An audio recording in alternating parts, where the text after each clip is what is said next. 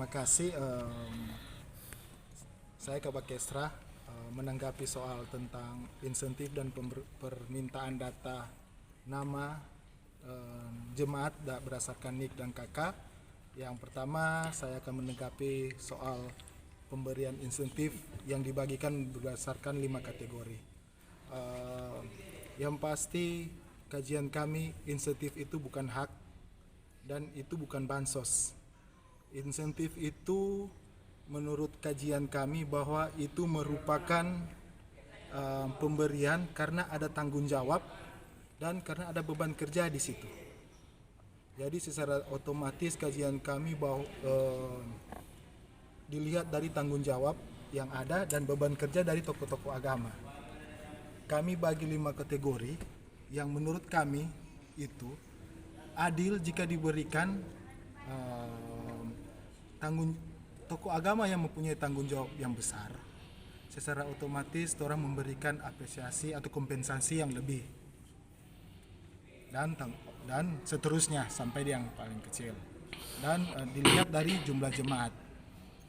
Dan menyangkut permintaan data nama jemaat berdasarkan NIK dan KK, itu merupakan persyaratan mutlak kami dari bagian Kesra. Sebenarnya ada 3 persyaratan yang kami minta. Yang pertama yaitu tempat ibadah, surat keterangan lurah yang menyatakan domisili tempat ibadah. Itu menandakan tempat ibadah itu berada di wilayah Kota Manado. Dan yang kedua, SK pimpinan golongan agama atau tokoh agama.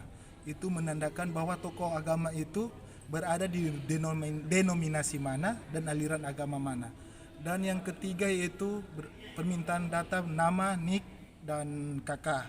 Itu menandakan bahwa tokoh agama itu mempunyai jemaat ataupun dengan pandangan lain bahwa mereka mempunyai tanggung jawab kepada jemaat yang merupakan notabene adalah masyarakat Kota Manado. Saya rasa itu merupakan persyaratan mutlak yang harus dilengkapi, dan 3 persyaratan itu harus dilengkapi untuk pemberian insentif tokoh agama. Demikian. Seperti yang kita sampaikan tadi bahwa kajian yang lama dengan kajian yang sekarang, ini kan kami saat ini memberikan berdasarkan insentif. Jadi insentif itu diberikan karena ada tanggung jawab dan beban pelayanan atau beban kerja. Jadi kalaupun seandainya merata wajar, adil jika kalau kajian atau pemahaman kita adil kalau seandainya beban yang berbeda ataupun tanggung jawab yang berbeda diberikan sama kepada tanggung jawab yang lebih kecil dengan beban atau beban kerja yang lebih kecil. Jadi menurut kami, kajian kami itu diberikan per kategori yang berbeda itu karena berdasarkan tanggung jawab dan beban kerja yang pastinya berbeda.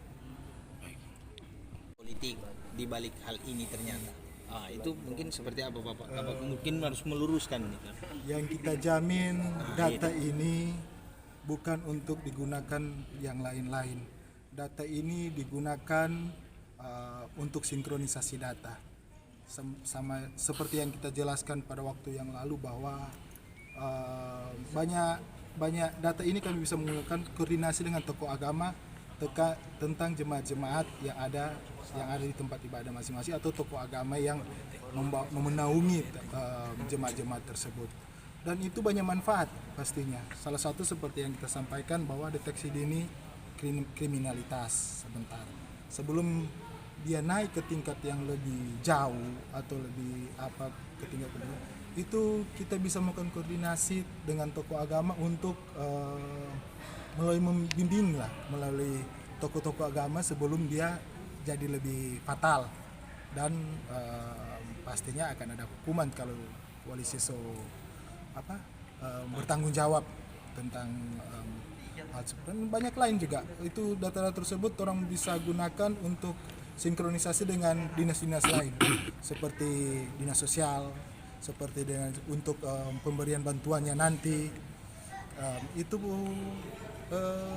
orang jamin, pemerintah yang minta data pasti orang jamin data itu orang gunakan yang baik-baik. namanya pemerintah nak mungkin menggunakan data untuk hal yang tidak baik for masyarakatnya sendiri.